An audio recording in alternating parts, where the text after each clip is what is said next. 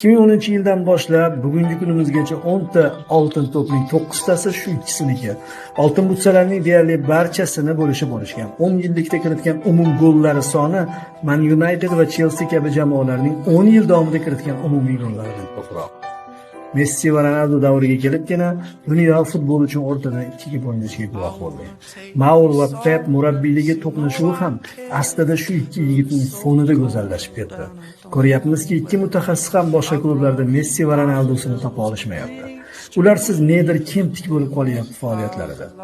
Asrimizning ikkinchi 10 yilligida eng ko'p eslanadigan va eng ko'p tortishiladigan mavzu ham Messi Ronaldo siymosi. Argentina va Portugaliya yulduzlari dunyo ahlini ikkiga bo'lib tashlash uchun eng yaxshi kurash maydonida bahs olib borishdi. Real va Barselona. Hammasi yonma-yon, hammasi adolatli tarzda.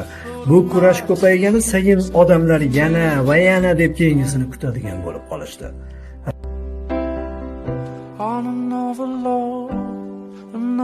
love, all my tears being used all.